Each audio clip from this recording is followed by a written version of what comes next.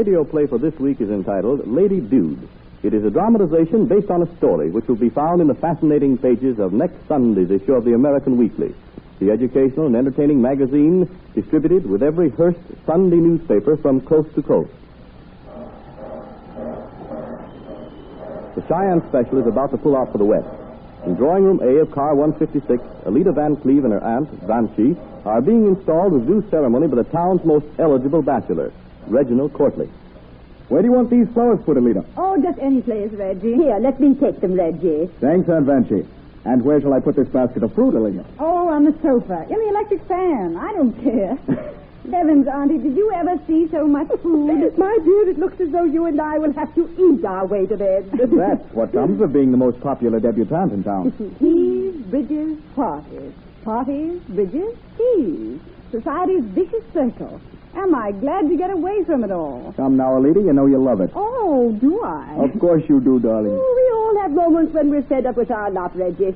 I know I shall be glad to drop my role of chaperone for a while. Can I depend on that, Aunt Fancy? Well, I meant my role of official chaperone. Oh, Reggie, just when I think I'm going to have a free evening, somebody calls me up to act as chaperone. You've no idea. Oh, yes, I have. An idea of what a swell chaperone you are. Now, just because you and Alida are engaged and I'm not too strict, you mustn't cast any reflections on my official reputation, young man. Ready? This trip ought to make history. When a tired-out deb and a rebellious chaperone kick over the traces, look out. I shouldn't be surprised to hear that the debutante is busy chaperoning the chaperone. Oh. There's the conductors all aboard. Come to the steps with me, darling. Of course I am silly.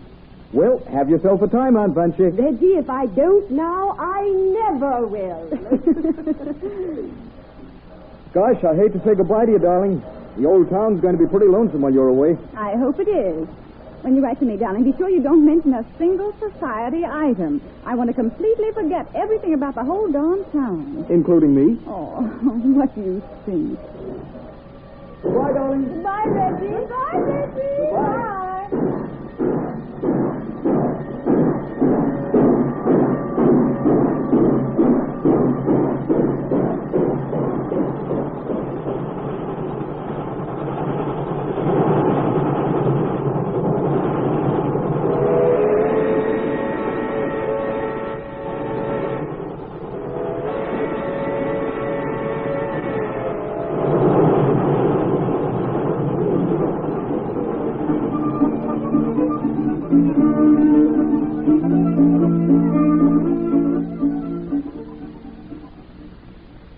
Evening on the range.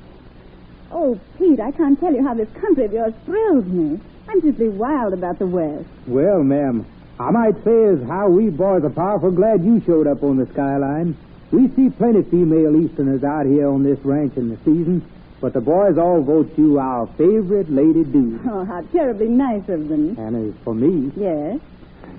I gotta declare you make all other she stuff holler calf rope. I hope that's a compliment. Miss Alida, ma'am, it sure is. Ah, thank you. You know, when you, have a brain tablet? Yes, a cigarette would taste good.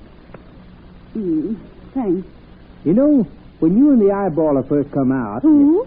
The eyeballer. The oldest party who keeps an eye on you. Oh, you mean Aunt Vancy, my chaperone. Ma'am, out here, anybody who is always prying into other people's business is called an eyeballer. Pete, you certainly have a picturesque way of describing people. Same to you, ma'am.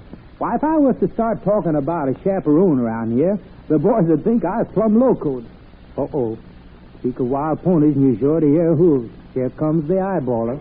You better not let Aunt Vancy hear you call her that. Don't you fret none, Miss Alida, ma'am. I ain't been a dude wrangler for 10 seasons without getting bridle wise. Alida, you'd better come right up to the ranch house or you'll catch your death of hemp fever. What on earth are you talking about, Auntie? Well, that freckle-faced, bow-legged little cowboy Pie-Eye was just telling me his uncle was suddenly taken ill with hemp fever and died. I beg your pardon, ma'am, but this night air ain't nothing to do with hemp fever. It hasn't? No, ma'am. But that cowboy told me. Oh, Pie-Eye's uncle died from hemp fever, sure enough, ma'am. But you get that by having a rope slipped around your neck. You mean he was hung? Yeah, that's right.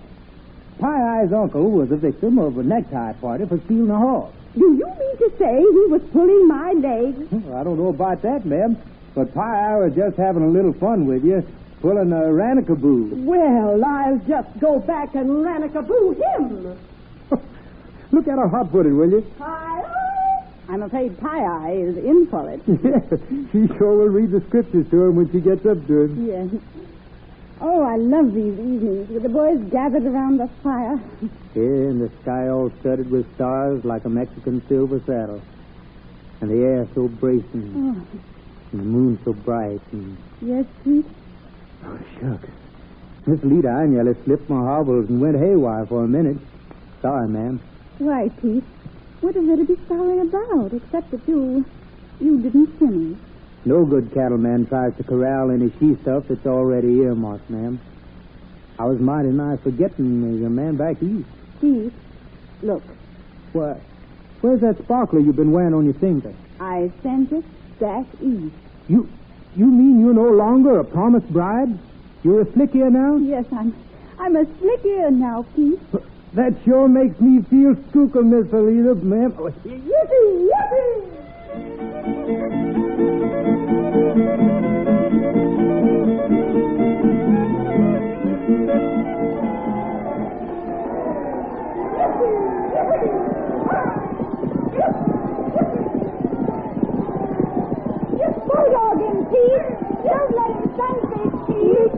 I don't know how you catch on to this odd language. What did you tell Mr. Sack not to do? I told Pete not to let his horse jump and twist into a horizontal position, Auntie. Oh. See, there he goes, sun fishing. Stay with him, Pete. Oh, look at that boy ride. Isn't he marvelous, Auntie? He would be if it weren't for his bow legs. My feet isn't bow-legged. Oh, you mean Mr. Jack. I thought you meant Mr. Pie-Eye. Oh, yes, Mr. Jack is marvelous. Stay in your pine, Pete. You've only 2 hoops and a hollow to go. Anita, here's Reggie. What?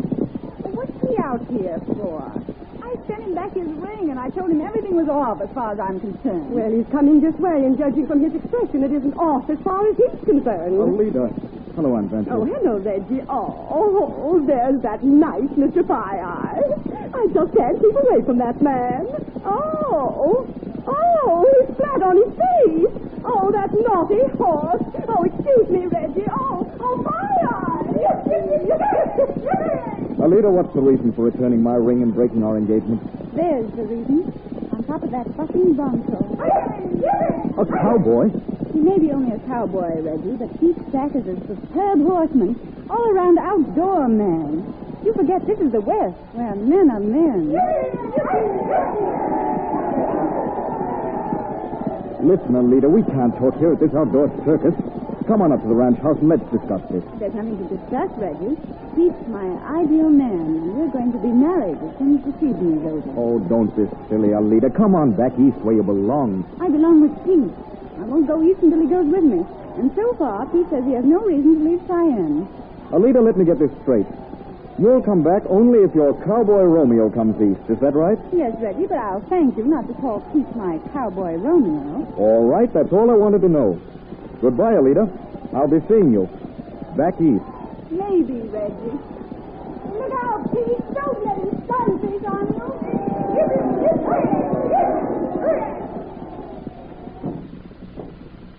I say, is there a telephone around here? Yep, just inside the door.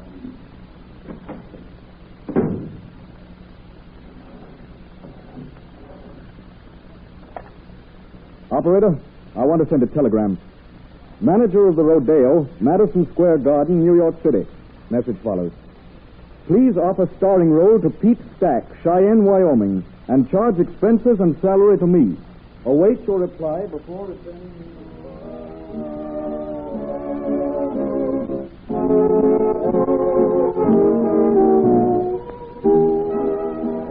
Oh, isn't it glorious to be back in New York, Aunt Fancy? Yes and no. I'm grateful to that rodeo man for offering you that job, Pete. Don't you love New York? It sure takes the tallow off you traipsing around it. When are we leaving this place? Oh, we just got here. This is the smartest nightclub in New York, Pete. I thought you'd like it. Well, now, that is right kind of you, but it's getting way past the middle of the night. Mighty nigh 10:30. Heavens, the evening's only begun, Pete. Well, I can't get the hang of this town, Alita. They don't start their shindigs until the time us punches is usually going to bed. and they don't start for bed until it's time to get up. Well, that's why they call it New York nightlife. Well, Pete, Eh? I've dropped my bag. Oh, don't you stoop to get it, Louisa. I'll pick it up. Here you are. Why, Pete, you've got your high-heeled boots on with evening clothes. Yeah. Unpaid leather affairs hurt my feet, Alita. I aim to be comfortable. And I wouldn't be wearing this waiter's suit if I could have discovered where your butler cached my Shaps and 10-gallon hat. Oh, shucks, Alita. In this here get-up, I feel like a hound dog with a ribbon bow tied around his neck. And you look like one. Well, there's Reggie Courtley. Why can't you look like that, Pete? He sent it to his tailor. Good evening, folks. Oh, hello, Reggie. How's everything, Stack? Not so skookum, partner. Oh, Reggie, won't you join us? Why, thanks. Aunt Banshee, my aunt. Thank you. Well, Pete. Oh, sure. Grab a hold. Your table is over here, Miss Van Cleave. Thank you. Oh, for heaven's sake, Pete, don't look so unhappy. It isn't very flattering. Well, I brought you here because they've got a cowboy quartet. I thought it might make you feel at home. Oh, and we're just in time. There they are now. Oh, give me a home where the buffalo roam, where the deer and the antelope play, where seldom is heard a discouraging word, and the skies are not cloudy all day.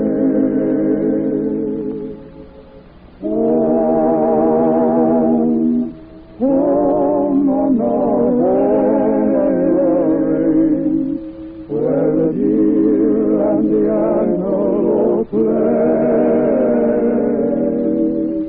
where seldom is heard a discouraging word, and the skies are not cloudy all day. by Jack, that's where I ought to be. Home on the range, back in Cheyenne. This here town's no place for me. I'm an outlaw here, that's what I am. Come on, Alita. We're going back out west. Oh, no, we're not. This is my town, and I like it. Then you can keep it. Please. I'm going to shake my legs out of here. Mr. Courtley? Yes? I deem it a favor if you'll see Alita home. Gladly. And Alita, you'll find all these fancy outfits piled on my bed. And your butler with them. He don't rustle my stuffed condo when I get back to your house.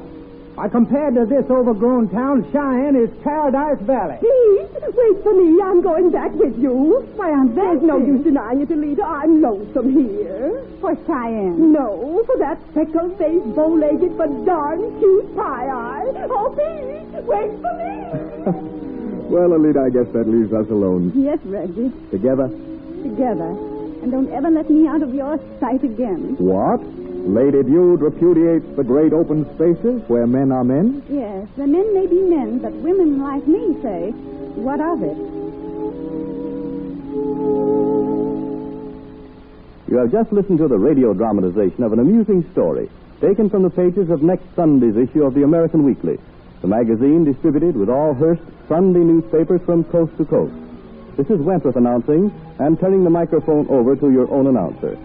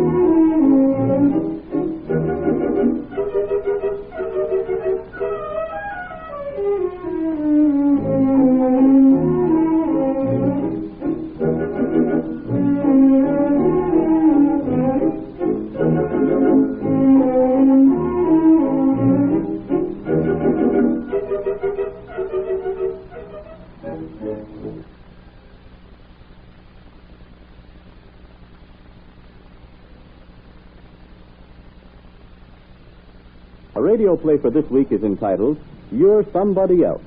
It is a dramatization suggested by a story, which will be found in the fascinating pages of next Sunday's issue of the American Weekly, the educational and entertaining magazine distributed with every Hearst Sunday newspaper from coast to coast.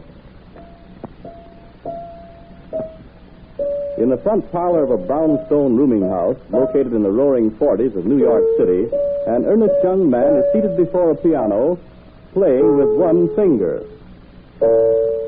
When you're in love with your somebody else, nobody else will do. Hey, George, I think I've got it. You sure have, Sonny.